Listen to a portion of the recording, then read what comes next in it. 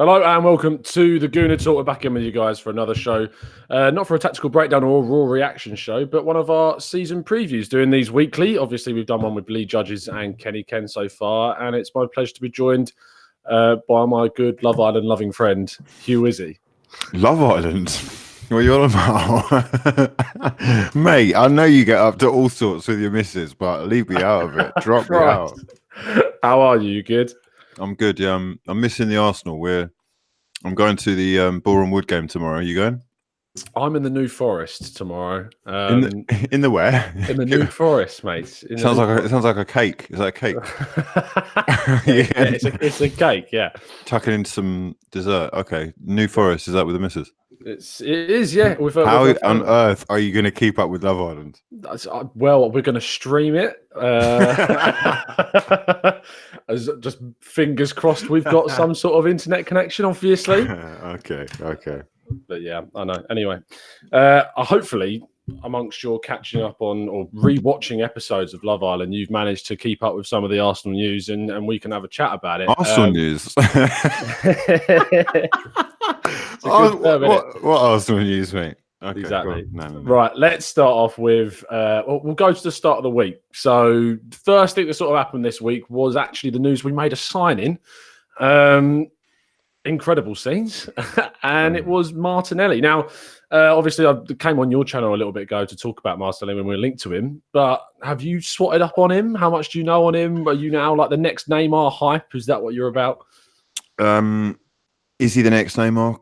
As far as clickbait titles to drag people into videos, yes, he could be.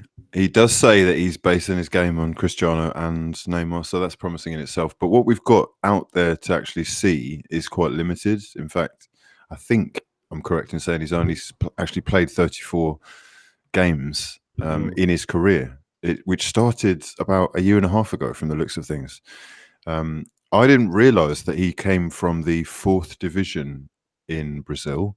But apparently I hear that all the top clubs in Brazil were after him.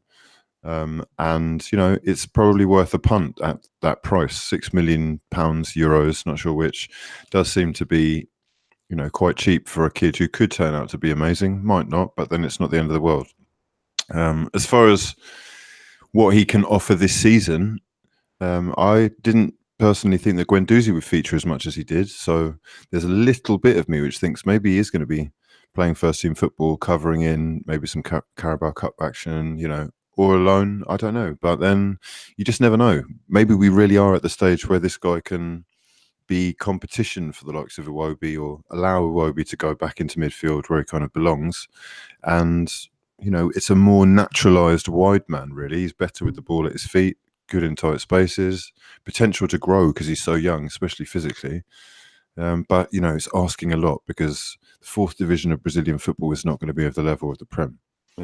Well, if you think you bring up Iwobi, and obviously you mentioned Guendouzi. Now, for me, it would have been a bigger shock if you compared the two, to see Guendouzi starting in an Arsenal midfield that contains the likes of the players that we had. But then to see Martinelli up against what is seemingly an easier route in Iwobi, I can see, as you say, did see the kid starting a couple of games or featuring at least, and especially into, as you say, the Europa League, Carabao Cup. I mean, the amount of fans calling out for these youngsters to get a chance in the Europa League has been massive. Because how do you feel about it? Next season, obviously, Europa League is just seemingly this boring competition until it gets to sort of the quarterfinal stage. And is it one that we push more for the youngsters to go into and really try and qualify for the Champions League, essentially the proper way in the top 4? It's another cracking opportunity to get back into the Champions League. We've got 2 rolls of the dice, and as much as is that a Love Island bottle? Oh, it's the. Do you want to show the viewers yours? Do you want to show the viewers your bottle? What are you talking about? Yeah. Okay. As much as Arsenal should be focusing on the Premier League, and everyone would like to see us just doing that and ignoring the Europa as much as possible. One, because I don't think people want to travel to these outlandish places, but also because, you know, like you said, it doesn't really get going into the last 2 or 3 games, and it's a massive risk. You know, we've done it the wrong way round last season, if anything, focusing more of our attention on the Europa League. It was quite clear that he'd prioritised that over the Premier League. And as a result, we all know what happened.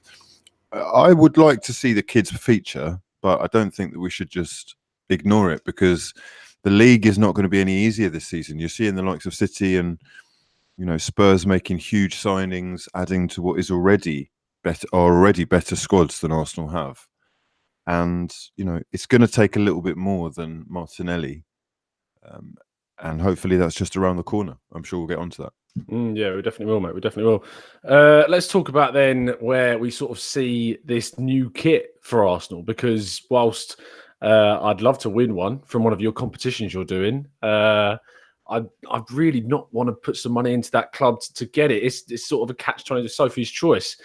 But new kit, new thoughts. What are your thoughts on it? Do you like it? Is it something you're about, or do you prefer the Puma stuff? I know you're a big fan of the Puma stuff. So, I mean, if I'm really honest, there are much bigger things to be talking about as far as the club go. But in terms of new season, new kit, it is the best home kit that I've seen in the last, I think, 15 years, maybe 12, 15 years. And I am, in the same boat, really. I don't really want to pump money into the club without them showing us that they're doing something. But then again, I don't think the club actually get much of the money anyway from the shirts, if any at all.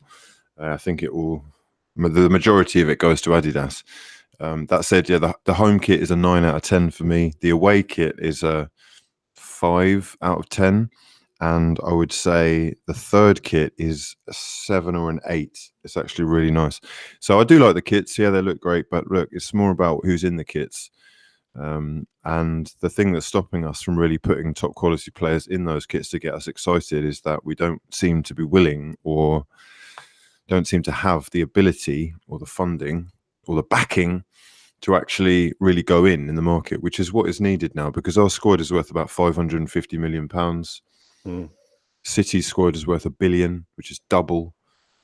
Liverpool's is worth 20 million less, but I'm sure they're going to add to it. Tottenham's is worth 250 million more than Arsenal's. Right now, we're not in a great position, and anything better than 6th is actually outperforming what we are on paper. So we are now, as far as I'm concerned, in the midst of having to struggle with the likes of Leicester. I'm sure West Ham they're making good acceleration as far as additions goes, and the value of their squad going up will mean that the quality of their football goes up and results in turn. Well, this is how it works. It's quite simple. We can pretend that we want to do this Ajax, the Arsenal way, we actually bring through kids through, but how many of the kids that we bring through are actually making it? If we're going to do it fully fledged, I'm all for it. But it's another freebie season, so strap in. It's going to be a roller coaster if we're actually starting the likes of Nelson, Saka, Guendouzi, Holding, and perhaps Tierney in the same team. A lot of new faces, a lot of inexperience. There's a lot to learn in the squad, a lot of potential with some of them, but we're miles away from where we want to be. We're miles away from the competition, and they are stretching further and further away as they actually invest serious money. So, yeah. But can we invest, though? That's the problem. Is that we're talking about, they're saying they can invest, but we can invest if we have actual, ownership interest, but we don't. Obviously, he bought. So you don't buy into this FFP thing, saying that it's shackling us from the owner, because there's been a lot saying, people trying to educate people on FFP on Twitter or on social media, saying that our owner can't invest because you have to break even effectively. So if he pumps money into the club, then we can't spend anything, because then we'd be at a loss and get punished by FFP. I understand that Arsenal are in a dire situation. They still haven't paid off the stadium loans. That's not going to be done till 2032. We're actually making a loss without selling players almost every year for the last 3 years. It's the worst financial year for Arsenal in a long time last year, as far as in comparison with the other clubs in the Prem go. That said, we make an incredible amount of money, and with investment from the owner, as every other club in the Premier League has, we would be able to spend money on players. Even if it was a cash injection of 30 to 50 million pounds, that would stay within the financial fair play rules. The fact is, the guy's got no interest in doing that because he bought into a self-sustaining model. Any businessman knows if it's making money, don't touch it. You just leave it. And he's going to do that until it's either a problem and he stops making money, or it's getting such bad press because we're doing so badly on the pitch. And I'm sure that we'll get to a stage where we are slipping unless we actually do something seriously, because we're fine up front. Let's talk about the team itself, right? What we care about. Lacazette, Aubameyang, even the likes of Ozil, when they're on their day. Mkhitaryan, these are top players. Torreira's great player on his day. What we've actually got, though, in the rest of the midfield and in defence is a massive, massive gap between an elite side and one that will consistently make mistakes, which is where we have been for quite some time. So unless there's serious investment, I know people are interested in like wingers and all this kind of, flair players and all that, but I want a winger and a flair player because I just realise that this club probably aren't going to win anything anytime soon. So I'd just like to be entertained.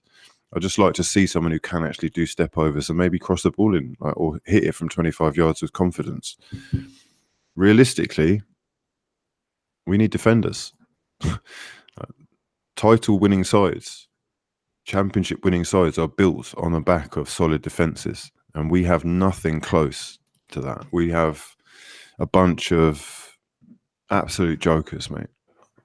Guys who are past it, in over their head, don't really care. I question like attitude sometimes. The likes of Hector Bellerin as, a top performer on this day with great potential, and it's great that he's so invested in London and the club, but he himself has said that football isn't his main interest. Ozil was on Instagram posting about how he's won it all, and now he's realised that life is actually about other things apart from winning. This is not the kind of mentality. That's not the kind of thing that I want to hear as a fan.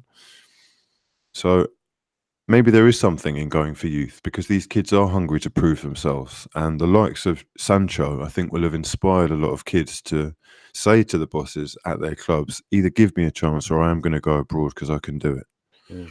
Hopefully with Saka especially, who I've seen a couple of incredible things from, and everyone talks so highly of him. Hopefully we can see some of that next season because it's going to be a challenge to stay afloat with the guys that are spending big, and with Tottenham actually getting to the Champions League final, even though they've got a £600 million loan to pay off, they're in a position they can invest. So I do hear where people are coming from with this financial stuff, but ultimately there is no way that this club cannot invest money in players. We've seen that already from the fact that we're being told that we've got a £45 million budget, and then we're bidding 25s, we're bidding 40s. There's no way that that's the case. This is smoke and mirrors so that they can feel like they've got the upper hand in negotiations. Negotiations which, by the way, lots of clubs don't actually enjoy getting into with Arsenal because we are such a hassle to deal with. We take way too long to respond. We're coming in with derisory offers, almost embarrassing offers that are being laughed out of the room. Fingers crossed they've got something in the bag for quite soon. But so far, it looks a little bit like same as, Everyone seemed to point the finger at Wenger. Wenger definitely had parts to play in it, but it looks like it is just how the club is. And it is time for Kroenke, as far as I'm concerned, to show that he cares or to go. Because it may well take the club going into a position that would just be horrible to see for him to even contemplate that. And yeah, that's why, as much as I'm excited about kits, yeah, I'm definitely not invested until I see something. Yeah, and that's fair play. I want to pick out a couple of things you said there and segue into a question that's come in. We talked about how the defence was effectively laughable and the quality that we have, especially compared to our rivals. At Kev Arsenal 1990 on Twitter said, there's lots of talk about Tierney and wingers, but are you concerned about the lack of senior centre-backs and central midfielders that we're being linked to? Yeah, that's a case in point. We're talking about Zaha. Zaha, who's got numbers. He's never scored 10 goals in a league season. We're actually gassing about that. What? We're willing to spend up to what? 50 to 60 to 70 million, they're talking. We need a centre-back, lads. Are you seeing Mustafi is still at the club? Koscielny on his last legs. I know Socrates is great to look at, but he's actually out of position quite a lot. It would be great to have an equally as experienced centre-back next to him to show holding the ropes so that everything isn't on Socrates, because at the end it was falling apart. Defensively, we're an absolute mess, and that's where I would start.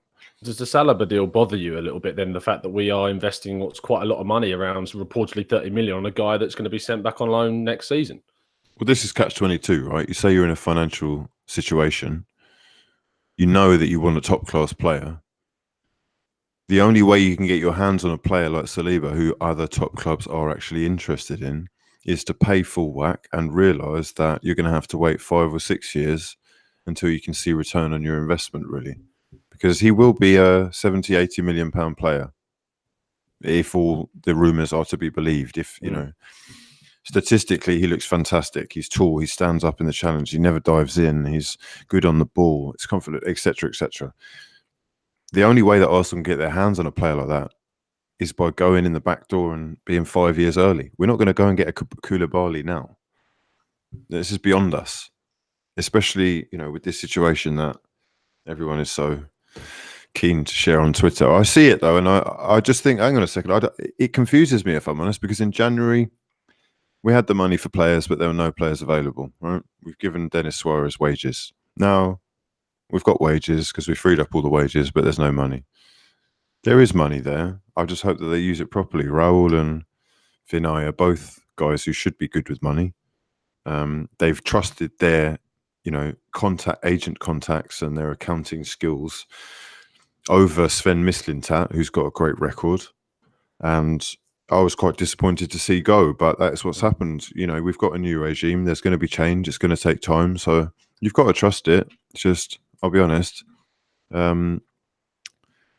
I think ultimately most of the decisions are going to come from the top, and that will mean that we're going to have to be fine with being linked to players like Ryan Fraser. That is our level now. Yeah. Especially when we know already that we haven't got a guy like Liverpool have, or whoever else it is that is willing to invest more than, you know, the club makes, because at the moment we're not making anything. Let's stick with you talked about the backroom stuff. You talked about you're disappointed when Sven Mislintat is leaving, and there's been a lot of change in the backroom, and Edu is supposedly coming in, obviously ex-Arsenal invincible, and then you've got Freddie Ljungberg being promoted and Steve Bold being... They've said the roles have been swapped, but I can only see it as a relegation, going down to the under-23s from being assistant manager. It's not a positive move in someone's career to go from a position next to the manager to be in charge of the under-23 squad. Do you think this seemingly need for, not even just Arsenal, we're seeing Chelsea getting Lampard in, obviously United have got Ole Gunnar Solskjaer. Do you think there's a lot of teams across the Premier League, Arsenal included in that are lacking identity and desperately trying to get it off the back of bringing in former players? Yeah, former players, English players. Look at what United are doing. It's like they're making sure that they just keep lots of young English players in and around it. Legends coming back is a great deal for people because, you know, I guess they're not going to step out of line for a start, mostly. And, you know, these guys are all in a situation where they have been spending a lot of money and it hasn't been working, throwing the cash at the problems. So I don't see it as a bad thing for us anyway. Ljungberg is fantastic. He's a forward-thinking coach with modern ideas who's got relatively recent experience of playing at the top level. So I'm all for that, especially given that Steve Bold does actually have a great record with the youth. He's won FA Youth Cups. And as much as, yeah, it's a demotion, but we can't complain about it. We all wanted it, really. Everyone was calling Steve Bold's head for a long time saying, what does he do? Is he actually coaching the defence? Didn't really ever say anything or step out of line. He's played his part, fair play to him, but I'm happy. It's time to move on. Let's see what Freddie can do, because he may well be being lined up to be the actual manager. You know, who's to say that Unai won't become the next fall guy when, admittedly, I think we should actually be looking slightly higher up again. But, you know, we are where we are. We'll see. I never saw Emery as the guy to be the one that was going to take Arsenal forward. For me, he looked to be the perfect guy to get us back into the Champions League with his Europa League records and the decent job that he did at Sevilla and Valencia before that. That was his job. His job. And he failed. He failed. Sorry, he failed. So for this, we took the mick basically about this being a free hit for the guy this season. So many people called it that. And then towards the end of the season, if you'd have said the words free hit, people might have bitten your arm off because of basically the position he got us in that completely then let it capitulate and fall apart to the point where it was almost embarrassing to call the season a free hit because we had such a fantastic opportunity to get into where we wanted to be. This season then, looking ahead to it, do we see this as if he doesn't get Champions League, that's it? He has to go. He has ultimately failed at his job. There's no point in chopping and changing managers, because football is very, very easy. It's almost extremely predictable a lot of the time. And we are at a stage where the more money you've put in and the more your squad is worth, the more likely you are to get the 3 points. The more likely you are to get the results. And unfortunately, we are at a level where, as I said before, in terms of wage bill, in terms of the squad numbers, the quality that we've got, we're not going to be able to get any higher than 5th. Or at least if we do, then it's an incredible achievement and we're outperforming ourselves. The likelihood is, it's almost like this, right? Say, for example, Wenger had us in top 4 for however many years. You know, a lot of the time I think we were outdoing ourselves then. Now, we've had, say, 2-3 bad years as a club. And those bad years aren't actually bad years. We're just not outperforming ourselves. Yeah. See where I'm coming from?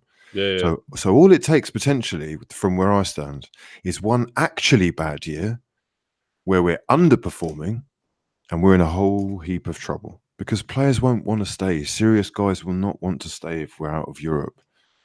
And, you know, maybe it's being a bit defeatist, but we had the golden goose opportunity there. Not only top 4 within our grasp, within our hands, but also the cup final. And we employed this guy, as you say, to me anyway, not to be the one that took us forward to the next level, but because he was an expert at getting clubs back into the Champions League through Europa League qualification, or through winning it, right? We came close. You got to give him props for that. We got to the final. We did play a few good teams on the way. We lost to a few shocking teams on the way, but ultimately he got to a final, and I don't really see the point in doing it again, if I'm honest, especially if you're not going to give him the backing. And at the moment, regardless of what kind of job he signed up for, and I do sometimes question whether he knew that he wasn't going to get the backing when he took this job and was just more interested in kind of rebuilding his career. But without giving him the money, we're just going to see the same thing happening again. And we do actually have that potential of the season going really wrong. Because like I said, I don't think Arsenal have had a really bad year where they've underperformed. It's just the fact that we've had Wenger keeping us up there for so long, or in and around the conversation. And Unai has done the same thing. We're just shy. What are we, a point short of top 4? Well, we're a Crystal Palace complete idiotic performance away from Champions League. Like, but this is the thing. Are people overreacting by saying, I want him gone, or, you know, is he the right guy for that? Why are we questioning that? Because we're doing the same thing. It's just history repeating itself with a different face. We either back the guy properly, or you can chop and change as much as you like, but we're not going to have any real difference, right? We've got to give him time and or money. Without the money, it's going to be a long haul, especially with what's going on around us, man. I mean, the finances around it. Did you manage to check out Swiss Ramble's breakdown of that? Yeah. It was just depressing. It was just depressing reading to see that. Well, what you've got there as well is Gazidis has taken millions of pounds out of the club. Yeah. Wenger leaving and his whole coaching staff leaving has cost the club 17 million pounds. These are all massive hits, and ultimately having lost out on the potential of 70 million pounds worth of European football TV money by being in the Europa, we're going backwards. So if you do want to see big signings, we're either going to have to wait again, or we're going to have to sell players. And ultimately, whether you like it or not, that is the case, not because we don't have the money, but because we have an owner who is not willing or interested in investing in the club. That's what's holding us back. So all the Emery talk, all the, oh, we've got, you know, this guy had a bad game, or I start doing a video where I'm going, oh, the defense is shocking. Yeah, okay, you're boring me now, because we've got to talk about the real problem. For years, I made a video 7 years ago, Tom, where I said, I'm not sure, you know, if it's Wenger or him or they're complicit. Gazidis getting involved. I'm not sure if this guy is actually the one to take us forward. It sounds like a lot of BS. Red herrings everywhere. Red flags popping up everywhere. Now I'm seeing exactly the same thing happening. And people are starting to blame Emery. Or they're starting to think, it's a vicious cycle. It's all a little mind fuck of a game, excuse my language. But That's fine, mate. yeah. Anyway, there are other transferred stories hopefully we can quickly touch on because, that would change things. Would change things. The main one is a few more minutes before we wrap up is obviously Kieran Tierney. Now he's the one that's been linked with the club. I mean, Celtic have gone and got a replacement, being the Bolingoli who's coming from Rapid Vienna. Did the show yesterday, and we got a word from Tim Armitage, who's an expert on Austrian football, and he was turning around and said that he reckons that he is a replacement. He's not coming in as a backup, and so that means Tierney is off. The only issue beyond that is great, yeah, he's off, but we're reported to have competition from Napoli in the deal as well. Do you see this happen? Are you confident in Tierney, son, or is it just going to be another one where Arsenal lowball them to the point where they just get annoyed and think Napoli are willing to stump up the money? Let's just give them to the Italians. I'm very gullible when it comes to. I'm very vulnerable when it comes to Arsenal transfer news. I think all Arsenal fans are, to be honest. I do think we will sign him just because there has been so much talk of it. It's almost too much for it not to be the case. Celtic fans seem to have come to terms with the fact that he's leaving. They're willing to take enough money for him. Have we offered enough money? I don't know. That's probably what's holding it up. But yeah, I'd say I'm confident that it will happen. I will say this much. I looked at him initially and I thought, oh, we're getting the new Robertson. Yeah. Scottish left back, whatnot, left footed. But he's actually not that much like Robertson. He's not as agile. He's not as quick. He's quite tall. Much taller, I think, or a little bit taller, and wouldn't look too out of place at centre back. I haven't seen him play there, but I've heard he does as well. So it may be a good. Try and get him in there basically because they've got Robertson at left back, they've got Fraser at left wing, so they don't put him there. So yeah, I mean, it might be a good deal. He sounds like he's versatile, and they seem to speak very highly of him and think very highly of him. They all want him to stay to get that 10th title in a row, but. Ultimately, it's a great deal for him. Initially, I heard that Lyon were interested because they got rid of Ferland Mendy. Then it was Napoli. I don't know whether it's agents trying to bump up the deal or trying to push Arsenal over the line. Sometimes it is.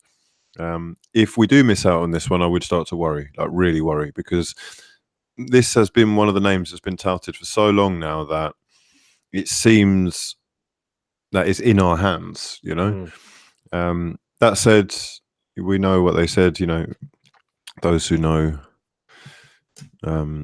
basically keep it to themselves. So we'll probably find out that it's someone completely different. But, the links to Saliba, for example, is the other one. Yeah.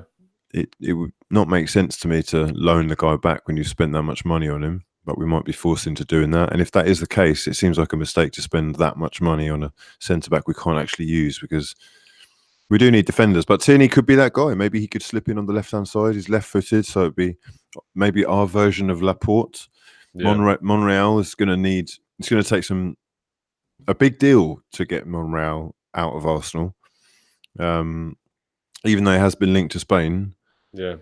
And then you got Kolasinac as well. So it's there's a lot of work to be done. I'll be honest, I'm very disappointed with Arsenal's business because remember Vinay and Raul coming out making that video, telling us that this was the direction. It was just before the final. This is the direction. We've got players in mind. This is the plan. We're going to do this, that, the other. Here we are, the lads. It came across very arrogant, and they seemingly assumed we'd win that final. And I think not getting Champions League has absolutely hit them for 6. And it actions speak louder than the words at the end of the day. And they haven't acted upon it as well as they could do. I mean, obviously there was apparently the tie down that we needed the deal with Adidas to click over in the kit before we could actually sign anyone, which is comedic in itself, I find.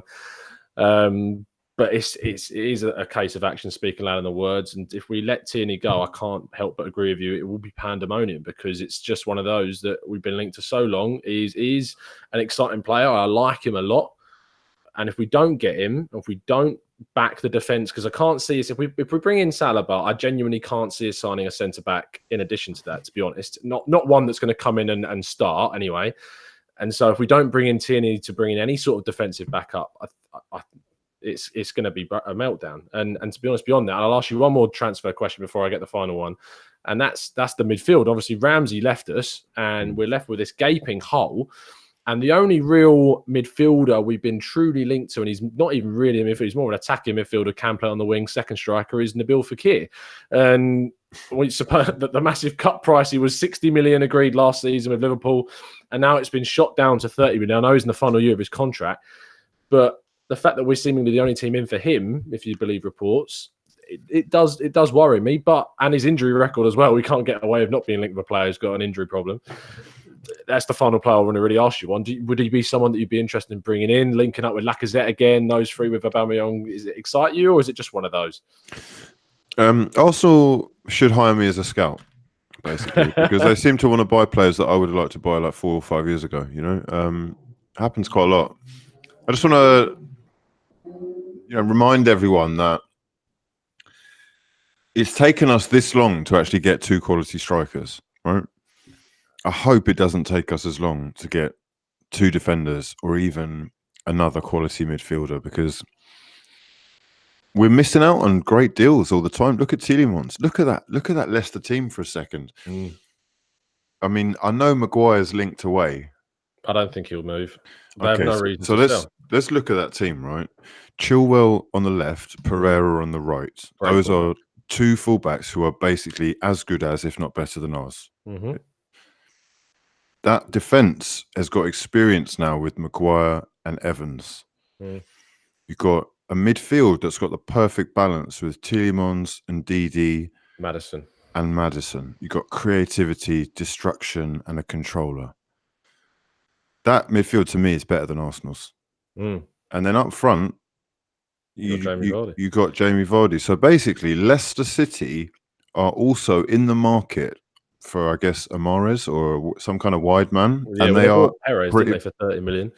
And they are pretty much on Arsenal's level. I never really thought of it that way, to be honest. I mean, yeah. And you look at not just Leicester, but Wolves, you look at how good they were last season, the players that they brought through, how ruthless they were with players that, like, I think it was Carvalho, the Portuguese winger, did really well in the Championship. Came into the Premier League, realised he wasn't at the level, cut in. Jota has stepped up and done his job there as well. Adama Traore, they spent nearly 20 million on him, and he's basically a guy who can run a lot and doesn't have an end product. I know a few players at Arsenal like him, to be fair. And they've done the business as well, and they know to make these astute signings, and they know that they can't be bullied anymore into selling their players to the top 6 teams. They don't have to sell anymore because of the Premier League TV money. And it puts us in this situation where you said right at the start of the video that Arsenal are worth 550 million. Well, if you went for each individual player at the club, I don't think we'd come anywhere close to that valuation in terms of market value of our players, because when you think about we need to sell to buy, the players that we'd have to sell to actually make a decent money on are players that we need starting in the team. We haven't got the excess to sell players like Liverpool do, even like Chelsea do. We don't have that. And so that would also kind of depend on the club being able to sell the players that we could do at a great price, which on the evidence that we have, they don't. Yeah, exactly. Or Spina for 3.5 million euros. After being a good Serie A goalkeeper. Szczesny for 10 million or whatever it was. Incredible scenes. We'll wrap the video up. One question I ask everyone is, it's a really obvious question, but you rack your brain with it, is you have to pick one thing that is guaranteed to change next season, and one thing only. And what is that? As in position or... Pitch. It can be on the pitch, off the pitch. One thing that you can change into next season, and what is it? I would actually change the owner of the club if I could. That would be my number one. Yeah. Okay. Fair enough. I would like a guy who either loves Arsenal, loves football, or wants to make Arsenal the best club in the world. This guy is interested in nothing of the sort. The club are being used as an asset so we can get bigger loans, so we can do other ventures. We are not his priority. So for that reason, that would be my number one change. Fair shout. I appreciate you coming on, mate. Pleasure as always, man. Let's do it again soon. Yeah, 100%. If you've enjoyed the show, please give it a like. Please subscribe if you're new, and check out some of the videos coming over the weekend, and enjoy yours as well. We'll see you again very soon. And as always, up the Arsenal.